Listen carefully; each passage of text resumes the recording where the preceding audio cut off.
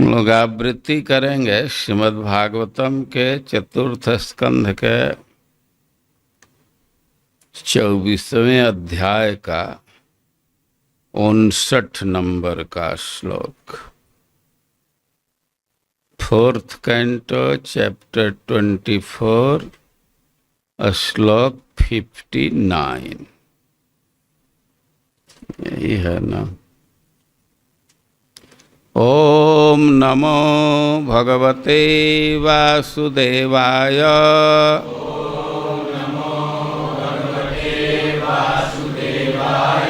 ओम नमो भगवते वासुदेवाय।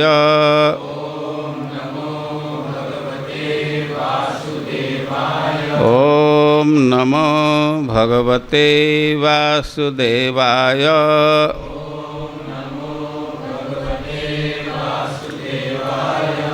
न जस्य चित्तं बहिरर्थ विभ्रमं तमो गुहायां च विशुद्धमविशत्। यद भक्तियोगानुगृहीतमञ्जसा मुनिर्विचष्टे ननु तत्र ते गतिम्। न जस्य चित्तं बहिरर्थ विभ्रमं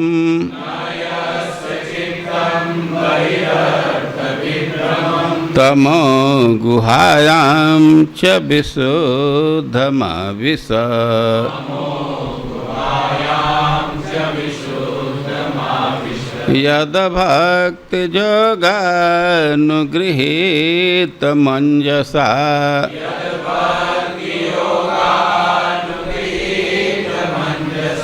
मुनिर्विचष्टे ननु तत्र ते गतिम्। न जस्य चित्तं बहिरर्थ विभ्रमं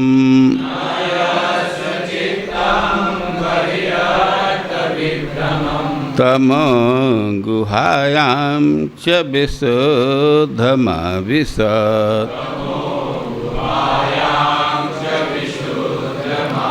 यद भक्तियोगानुगृहीतमञ्जसा मुनिर्विचष्टे ननु तत्र ते गतिम्।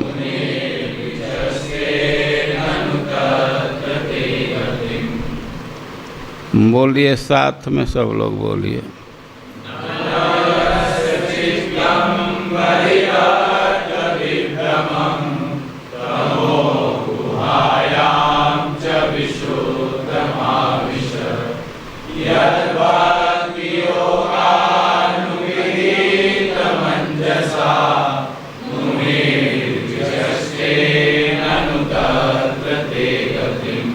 फिर से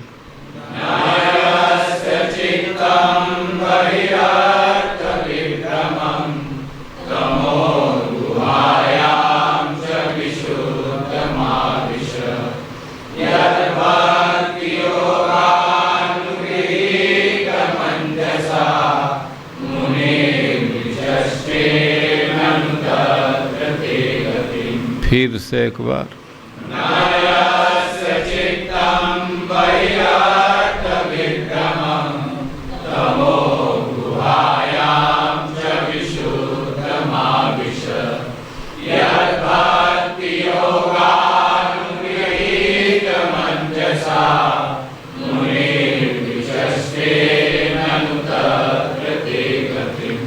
न कभी नहीं, जस्य जिसका, चित्तम हृदय, बहि बाहरी, अर्थ रुचि, विभ्रमं मोहित, तमः अंधकार, गुहायाम कूप गुफा में च भी विशुद्धम शुद्ध आविशत प्रवेश किया। यत जो भक्ति योग भक्ति अनुगृहीतम कृपा प्राप्त अंजसा प्रसन्नता पूर्वक मुनि विचारवान विचष्ट देखता है, ननु फिर भी तत्र वहाँ ते तुम्हारे गतिम कार्यकलाप। अनुवाद और तात्पर्य श्रील प्रभुपाद के द्वारा। जिसका हृदय भक्ति योग से पूर्ण रूप से पवित्र हो चुका हो तथा जिस पर भक्ति देवी की कृपा हो, ऐसा भक्त कभी भी अंधकूप सदृश माया द्वारा मोहग्रस्त प्राप्त नहीं होता। इस प्रकार समस्त भौतिक कल्मश से रहित होकर ऐसा भक्त आपके नाम यश स्वरूप कार्य इत्यादि को अत्यंत प्रसन्नता पूर्वक समझ सकता है। तात्पर्य श्रीमद् भागवत 3:25-25 में कहा गया है, और क्या कर रहे हैं? नहीं, कुछ नहीं, आपको नहीं कुछ करना है, केवल सुनना है बस।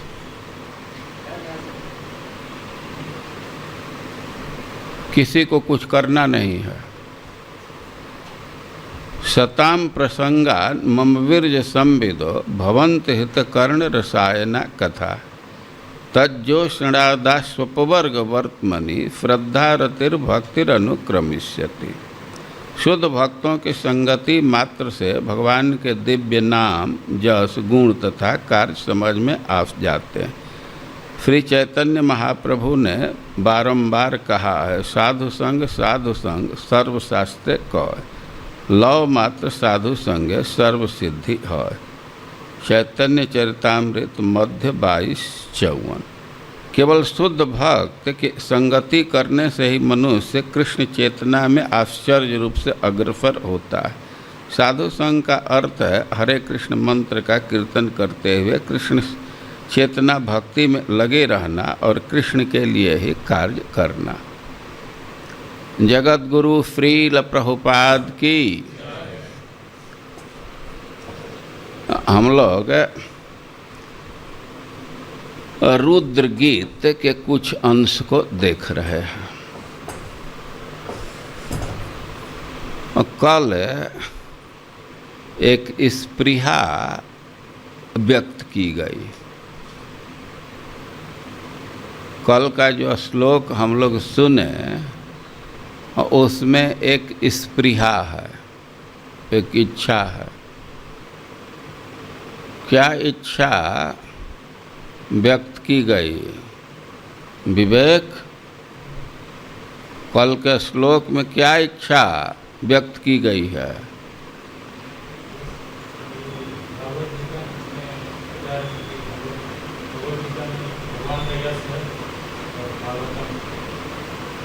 ठीक।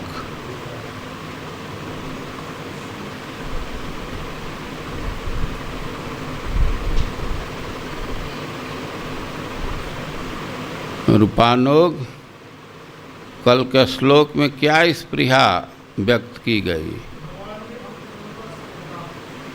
है?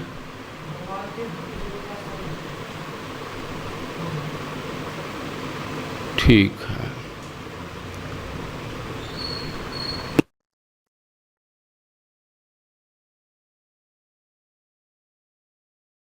और प्रचेता लोग स्पृहा व्यक्त कर रहे हैं, भगवान के भक्तों का संग मिले। या यह स्तोत्र है, शिव जी प्रचेताओं को सिखा रहे हैं और वे भी ब्रह्मा जी से सीखे थे।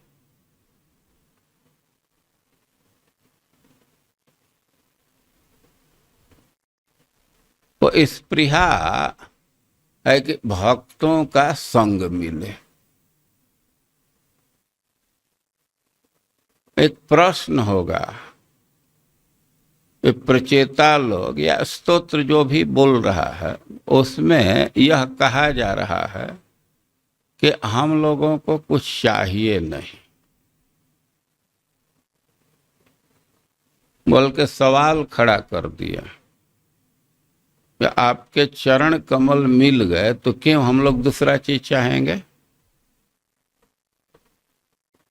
कोई भंवरा है, वो पारिजात वृक्ष का फूल मिल गया तो दूसरे जगह जाएगा,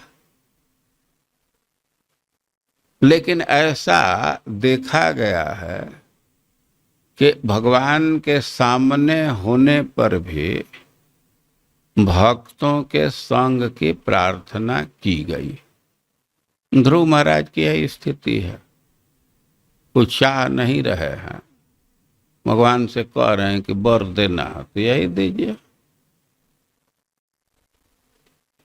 एक प्रश्न होगा कि क्यों ऐसा स्पृहा व्यक्त कर रहे हैं, कुछ विचार करके स्पृहा व्यक्त किए होंगे ना। साधु के संग की प्रार्थना कर रहे हैं तो उसके पीछे उनके मन में क्या विचार है, इसको यहाँ व्यक्त किया जा रहा है। तो श्लोक में मूल चीज है, मूल वाक्य है कि मुनिर विचष्टे ननु तत्र ते गति। मुनि तत्र ते गति विचष्टे। विचष्टे मतलब क्या? विचष्टे मतलब देखता है। और विचष्ट देखता है, ठीक। तो कोई भी क्रिया है तो एक कर्ता होता है, जहां भी क्रिया है तो एक कर्ता रहेगा ना। तो विचष्टे, को विचष्टे? मुनि।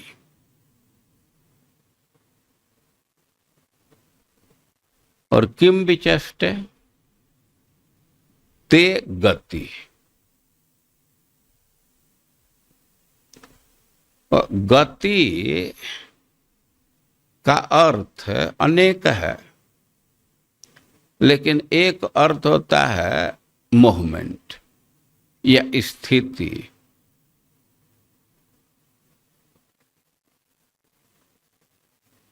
व्यक्ति की क्या स्थिति है और उसको गतिविधि कहते हैं। वो कहते हैं कि उसका तो कुछ गतिविधि समझ में नहीं आ रहा।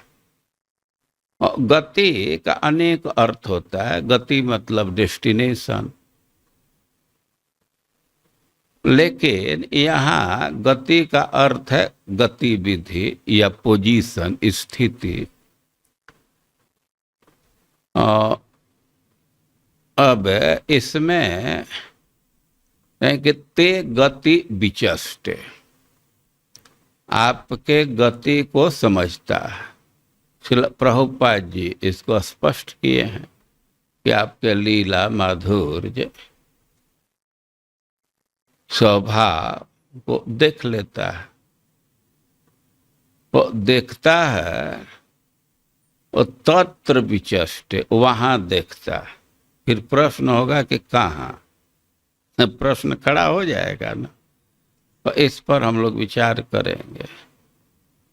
और विचष्टे कौन देखता है? मुनि। और मुनि का क्या मतलब होता है? मुनि का अर्थ है कि मननशील। मननशील मतलब विचारवान। श्रील प्रभुपाद जी कह रहे हैं कि स्पेकुलेशन करने वाले को मुनि नहीं कहा जाएगा। और मुख्य चीज है कि मुनिर विचष्टे, जो मननशील है, विचारवान है, तो वही आपके स्वभाव को, आपके लीला को देखता है। और भाई जिसके मन में भगवान के लीला का दर्शन करना है, उनके माधुर्य का अनुभव करना है, और उसके लिए मुनि बनना पड़ेगा। सब तो नहीं देखेंगे, मुनि। और मुनि का अर्थ के विचारवान। अध्यात्म जगत की प्रथम रिक्वायरमेंट है कि अपना कुछ विचार होना चाहिए। जब तक अपना चिंतन नहीं है, तो गुरु शास्त्र उसकी बहुत सहायता नहीं कर सकता। बहुत तरह से विचार करता है साधक, लेकिन प्रथम विचार तो यह है कि इस संसार के स्थिति को अपने से वह समझ जाता है। पश्येत पाक विपर्यासम मिथुनी चारिणा नृणा। एक प्रश्न है कि माया को व्यक्ति कैसे पार करेगा। उसके 3 स्टेज बतलाए गए कि पहले अपना कुछ निर्णय हो जाना चाहिए, संसार से असंतोष होना चाहिए अपने से। इसके बाद गुरु का आश्रय लेना चाहिए, गुरु से शिक्षा लेना चाहिए। इतना स्टेप पूरा करेंगे और माया को पार कब कर गए पता ही नहीं चलेगा।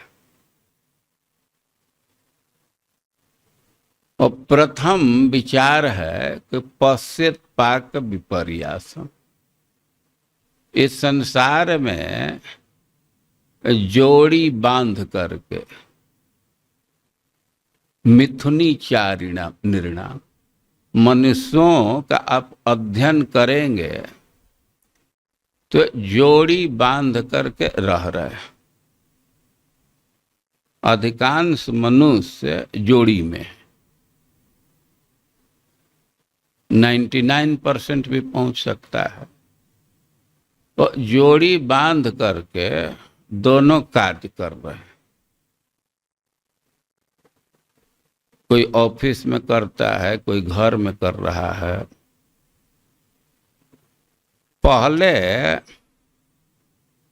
का समीकरण था कि पुरुष ऑफिस में जाते थे, फील्ड में जाते थे, और स्त्रियां घर में कार्य करती थी। लेकिन अभी समीकरण बदल रहा है।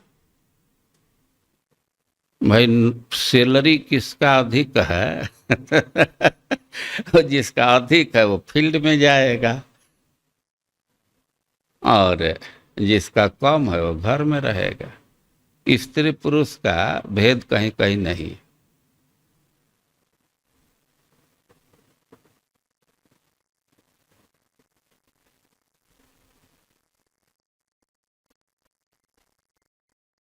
हमारे बहन की एक लड़की है, और वृंदावन आई थी। और पहले हमें पता था कि महाराष्ट्र में कहीं वो रहती है। तो पूछा तो मतलब है कि पटना में रहते हैं। तो तुम तो महाराष्ट्र में थी, इधर कैसे आ गई?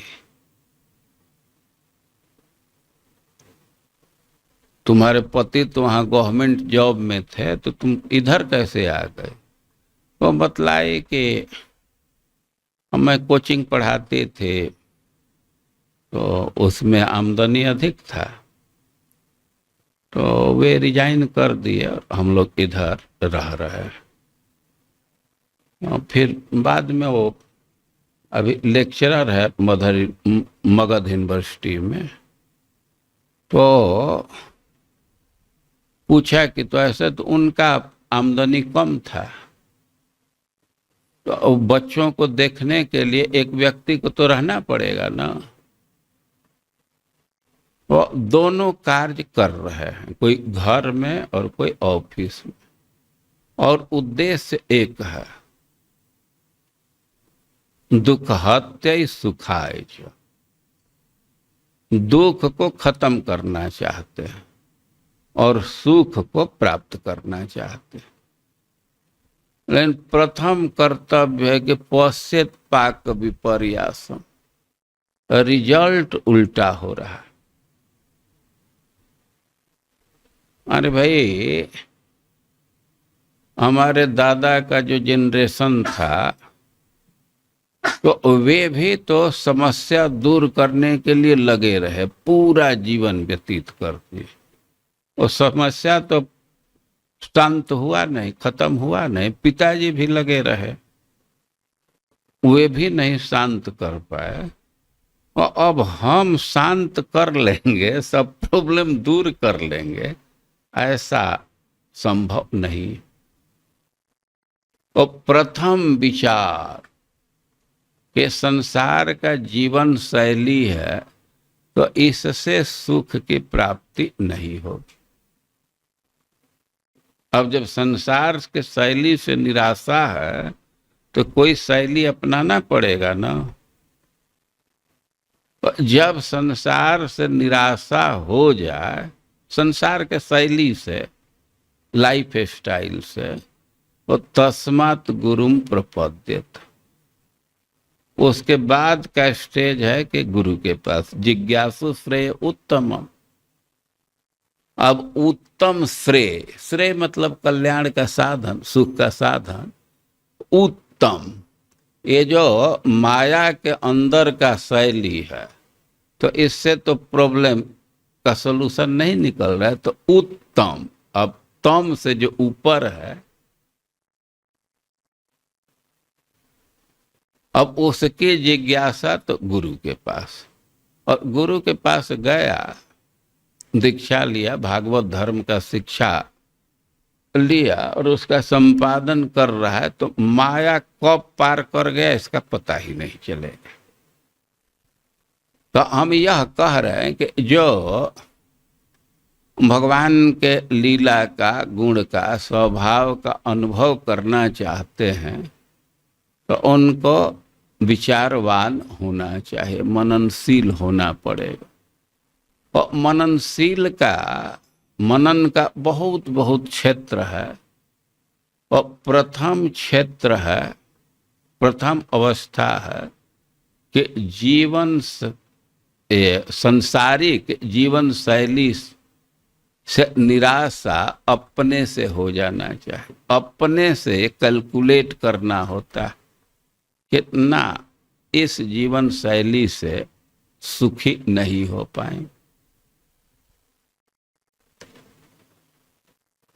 कुछ कुछ निर्णय अपना होता है। अभी यहाँ कुछ भक्त थे, नौकरी में थे, तो आ करके पूछते थे कि नौकरी छोड़ दें। अरे तुम्हारा काम है कि हम बतलाएंगे, तुम निर्णय लेगा ना। परमात्मा आकर के बार बार पूछते थे नौकरी छोड़ दें, हम कह दें कि नौकरी छोड़ दीजिए, और पता चल गया कि ये साधु कहा है, तो माता पिता उसको जेल भेजने की तैयारी में लग जाएंगे।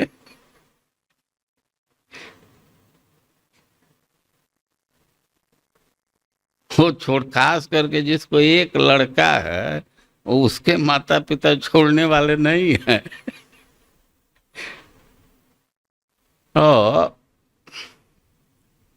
मुनिर विचष्टे, और यही चिंतन समाप्त नहीं हो जाता है। अच्छा, भगवान के रूप गुण के विषय में भी वो सोचता रहता है, विचार करता रहता है, तब भगवान के माधुर्य का वो आस्वादन कर पाता है, अनुभव कर पाता है। और भगवान के लीला के दर्शन के लिए उनके माधुर्य का अनुभव के लिए प्रथम योग्यता है कि व्यक्ति को मुनि होना पड़े। और मुनि के अनेक लक्षण हैं, लेकिन मुख्य मुख्य लक्षण पर विचार करना चाहिए। और मननशील मुनि का मुख्य अर्थ है, कुछ मनन करना होता है, मन में विचार करना होता है। और इसके साथ ही श्रीमद् भागवतम में आया है कि मौन धर्म में स्थित होकर, तो मौन तो रूढ़ अर्थ में यही है कि वाणी अव्यर्थ है, वचन न बोलना, ये मौन है। लेकिन अर्थ पढ़ा तो अहिंसा आदि, तो मौन धर्म मतलब अहिंसा इत्यादि। मौन मतलब मुनि का जो धर्म है। मौन तो रूढ़ अर्थ में वाणी का फालतू का उपयोग न करना, ये मौन है। लेकिन अब जो शब्द है और उसके अनुसार विचार करने पर धातु और प्रकृति के, तो मुनि के धर्म को मौन कहेंगे। तो श्रीधर स्वामी अहिंसा आदि, मुनि का मुख्य धर्म है कि वह हिंसा से बचता है। जो हिंसा करेंगे और उनका चित्त कठोर हो जाएगा, भगवान का माधुर्य का स्फुरण नहीं हो पाएगा। तो हिंसा से बचना होता है। हिंसा मन से, वचन से, शरीर से, तीनों अस्त्र ने, मन से, वाणी से और शरीर से, तीनों अस्तर से बचना होता है। हिंसा का अर्थ है परपीड़नम, किसी को कष्ट देना, इसी को हिंसा कहते। जान से मार देना वो तो लास्ट स्टेज है हिंसा का ना। हमारे व्यवहार से किसी को किसी प्रकार से कोई कठिनाई न हो, इसको अहिंसा कहते। तो मुनि के साथ अहिंसा लगा हुआ। और भी मुनि पर विचार करेंगे और उसका देह पर बहुत ध्यान नहीं होता। तो जो अपने देह को सजाने में लगा हुआ है, उसको तो मुनि का दर्जा नहीं मिलेगा ना।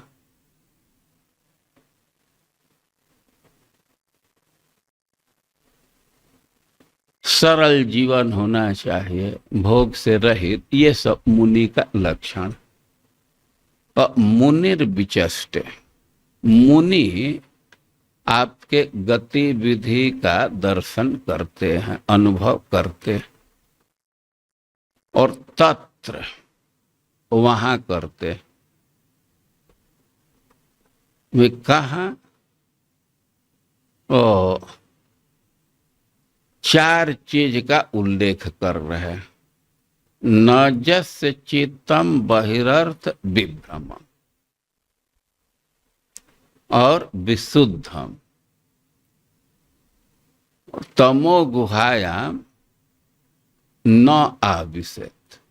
तीन हुआ। यद भक्ति योगान गृहीत, वो चित्त के विषय में कह रहे हैं कि जिसको भक्ति योग का, भक्ति का अनुग्रह प्राप्त। बिना भक्ति के अनुग्रह का हम भगवान के गतिविधि का साक्षात्कार नहीं कर सकते। भक्ति योगान गृहीतम, ये प्रथम गुण है।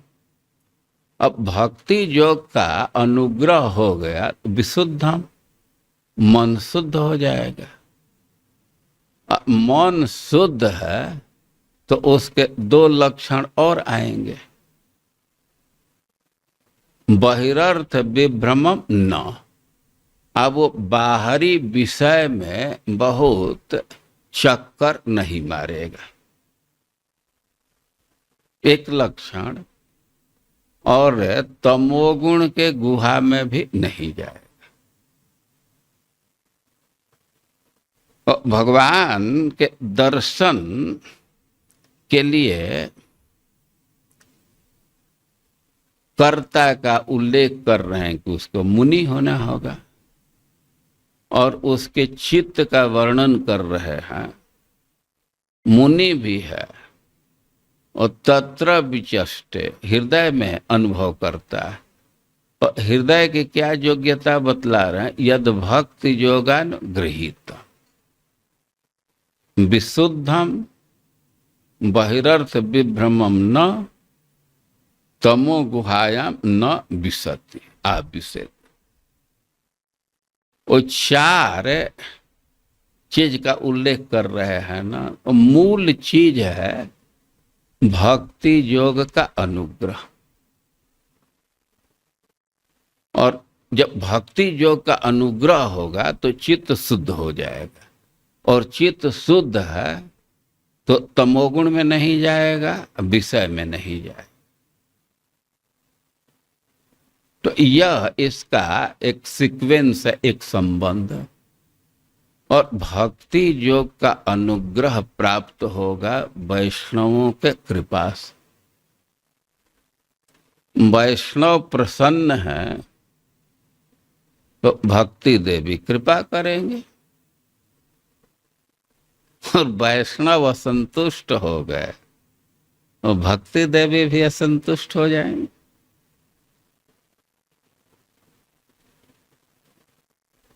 तो वैष्णव लोग और भक्ति देवी दोनों एक ही धारा में चलेगा। कैसे प्रसन्न होते हैं?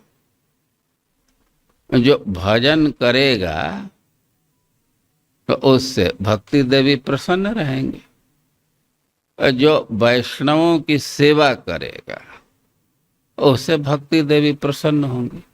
भक्त लोग प्रसन्न हैं तो भक्ति देवी भी अनुग्रह करेंगे। भक्त लोग कैसे प्रसन्न होंगे? भाई, भक्तों का तो एक स्वभाव है कि किसी किसी से सौशील्य गुणाभितृप्त, उसके स्वभाव से खुश हो जाते हैं, उसके निर्णय से खुश हो जाते हैं। जैसे शिव जी के विषय में सुने तो प्रचेताओं के स्वभाव से, उनके निर्णय से खुश हो गए।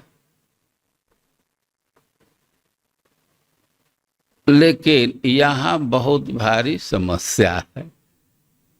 कोई कोई तो कहेगा कि हमारा तो ऐसा स्वभाव है कि एक व्यक्ति भी नहीं खुश होगा। जो मधुर बोलते हैं तो उनसे लोग प्रसन्न हो जाते हैं, लेकिन किसी किसी का बोली ही कठोर है, तब यह तो काम नहीं करेगा।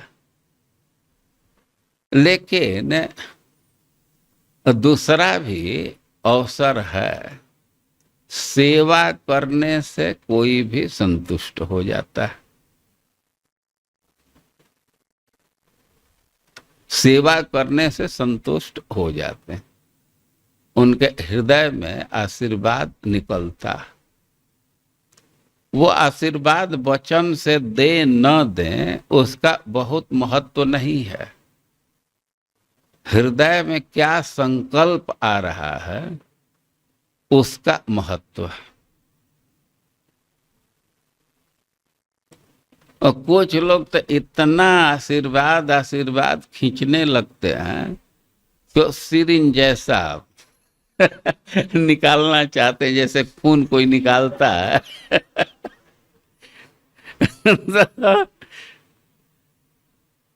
कुछ लोग अब भाई वो सिरिंज डाल ही दिया तो निकाल ले, लेकिन शब्द से ही निकाल पाता है, हृदय का आशीर्वाद नहीं निकाल पाता है।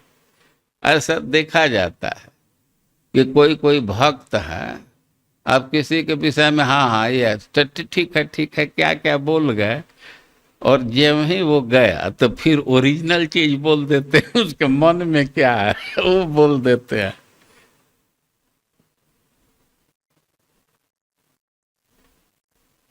यद भक्ति योगानुगृहीतम, भगवान के गति के दर्शन के लिए आवश्यक है कि भक्ति योग का अनुग्रह। तो भक्ति योग का अनुग्रह प्राप्त होता है सेवा करने से, वैष्णवों की सेवा करने से, भगवान की सेवा करने से। भक्ति योग का अनुग्रह नहीं रहने से चित्त स्थिर नहीं रहता है।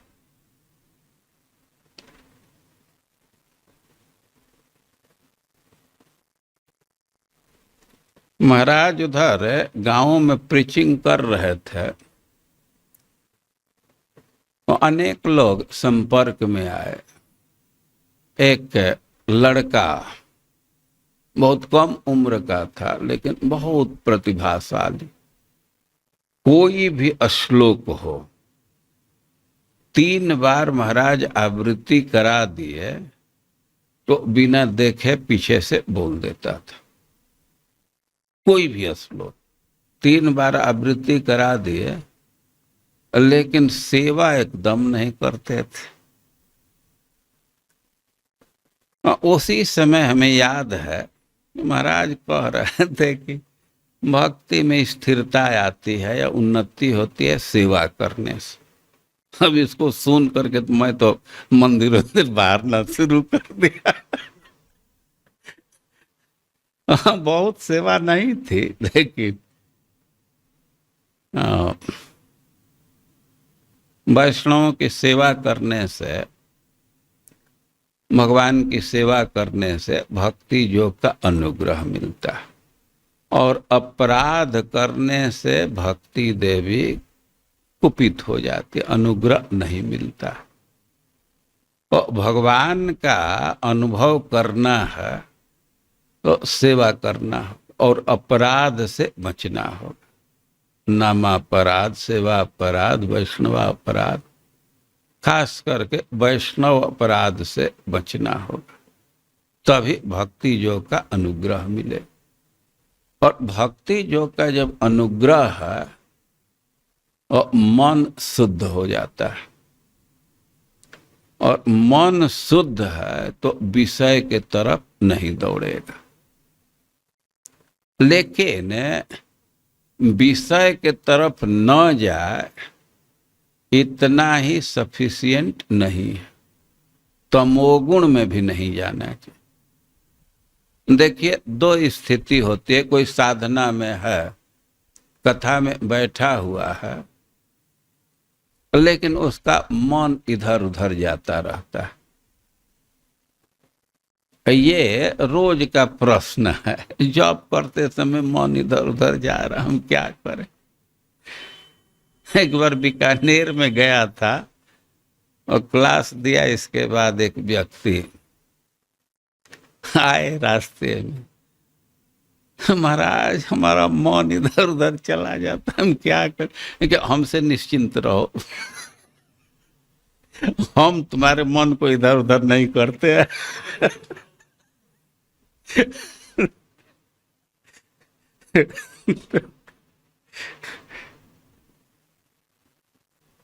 तो एक समस्या है कि मन क्या क्या सोचता रहता है। बैठे हैं कथा में, और दूसरी स्थिति है कि मन कहीं नहीं जाता है, सीधे खराटा मारने लगते हैं।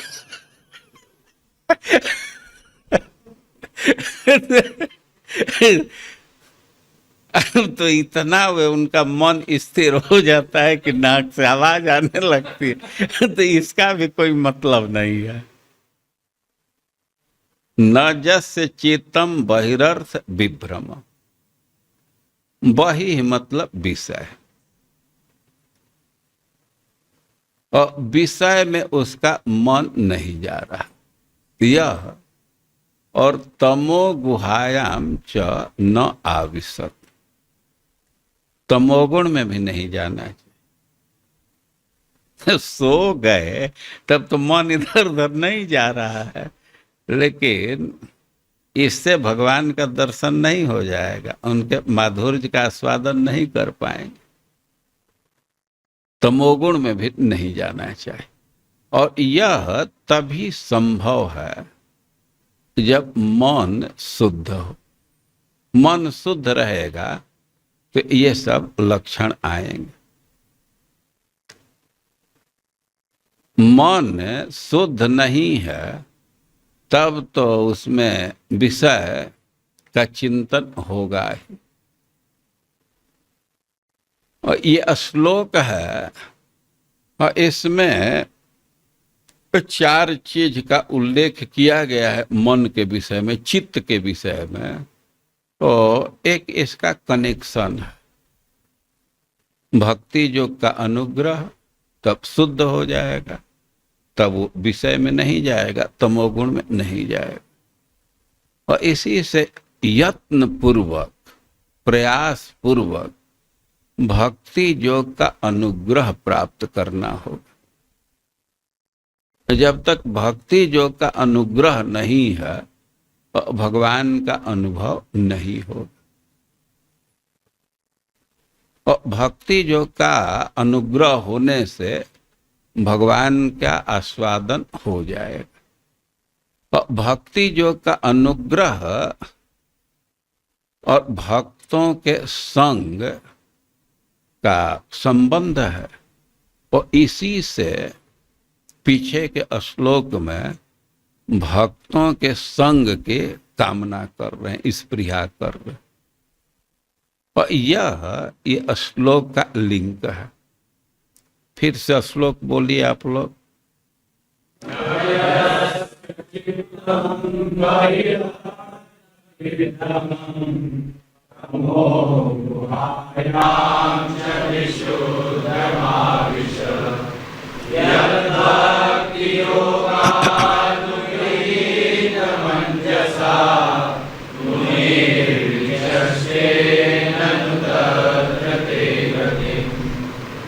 भक्ति योग के अनुग्रह का प्रभाव आ जाता है। भक्त जब संतुष्ट है तो मन में शुभ विचार आता है, और भक्त असंतुष्ट हो गए तो मन में ही अशुभ विचार आने लगता है। श्रीमद् भागवतम का एक विषय है उत्ति,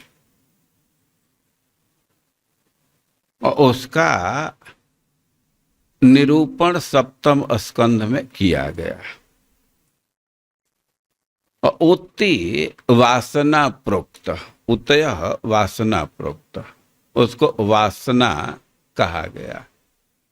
तो वासना का 3 भेद किए हैं, शुभ वासना, अशुभ वासना और मिश्र वासना। और 7वें अध्याय में 7वें स्कंद में 15 अध्याय है। तो 5 अध्याय में अशुभ वासना, 5 अध्याय में शुभ वासना और 5 अध्याय में मिश्र वासना। तो उसमें दिखाए हैं कि कितना प्रभाव होता है वैष्णव के संतुष्टि का। ये जय विजय सबसे अच्छे स्थान में रहते थे न, वैकुंठ में सबसे अच्छा स्थान है। लेकिन वही जय विजय हिरण्यकश्यप हिरण्याक्ष हो गए। और उनके मन में क्या क्या विचार आ रहा है, आप हिरण्यकश्यप के योजना को देखेंगे। दुनिया को खास करके माने विष्णु के जो भी आराधना में सहायक हैं तो उनको नष्ट कर दो। ब्राह्मणों को नष्ट कर दो, गाय के नष्ट कर दो, जो फल का जगह है, अन्न का जगह है, उसको नष्ट कर दो। यज्ञ के सामग्री ही न मिले। और जो पहले का विचार है, पहले की स्थापना है, उसको बदल दो। हिरण्यकश्यप की योजना थे कि ब्रह्मा के नियम को बदल देना। भाई कैसे बदलेगा? को पद प्राप्त करेंगे, उसके पद पर जाएंगे, पुराने नियम को बदल देंगे। अरे ब्रह्मा का पद कैसे पढ़ो? कि काल और आत्मा तो दोनों दीर्घ है ना, आत्मा और अमर है। तो एक जन्म में नहीं होगा, 2 जन्म में नहीं होगा, 1000 जन्म में होगा, लेकिन पद प्राप्त करना है ब्रह्मा। और वो जो नियम बनाया है उसको बदल देना है। उसका नियम है कि जो तपस्या करेगा, सदाचार में रहेगा, और उसको स्वर्ग मिलेगा, है कि ये नियम ठीक नहीं है। जब वो तपस्या कर रहा है, कष्ट भोग रहा है, तो हम तो नियम बनाएंगे कि अभी तपस्या करे तो साला तुम आगे के जन्म में भी ऐसे ही कष्ट भोगोगे, और अभी जो भोग में है तो उसको स्वर्ग भेजेंगे। तो देवता लोग जा करके कह रहे थे ब्रह्मा जी से, वो ब्रह्मा जी को भी थोड़ा और इंस्टिगेट कर रहे हैं कि कुछ एक्शन लीजिए, कि आपका पद लेना चाहता है। देवता लोगों को चिंता तो अपनी थी, वो कष्ट में थे, लेकिन ब्रह्मा जी से कह रहे हैं कि हम लोग तक सीमित नहीं है, वो आपका पद लेना चाहते और सब नियम बदल देगा।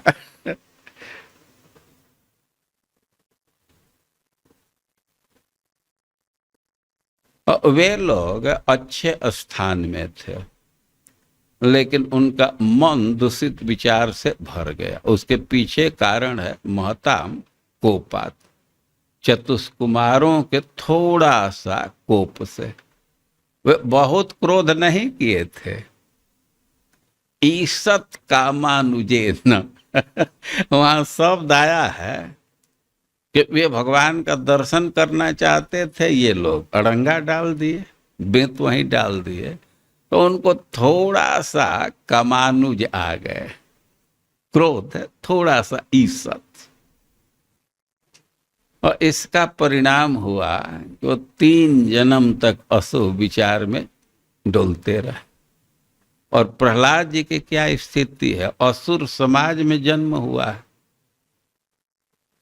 लेकिन उनमें कितना शुभ विचार है, उनके गुण दिए गए हैं, और अंततः मतलब कितना उनका उदार विचार है। भगवान कहे कि जो वर हो मांगो मांग लो, मुक्त होना चाहो तुरंत, वो कहे कि ना अकेले नहीं, अब आपसे वर मांगना है, और मुक्ति का वर तो हम तो वो अपने से भी कर लेंगे। आपके श्रवण कीर्तन करने से मुक्त हो जाएंगे। मुक्त सबको कीजिए,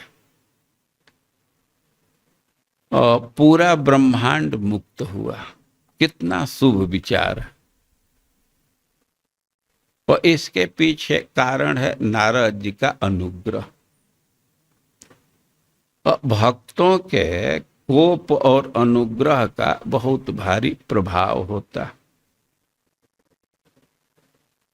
तो भक्ति देवी भक्तों के चेतना के अनुसार ही अनुग्रह करती है। भक्त का अनुग्रह है, भक्ति देवी का अनुग्रह ग्रांटेड।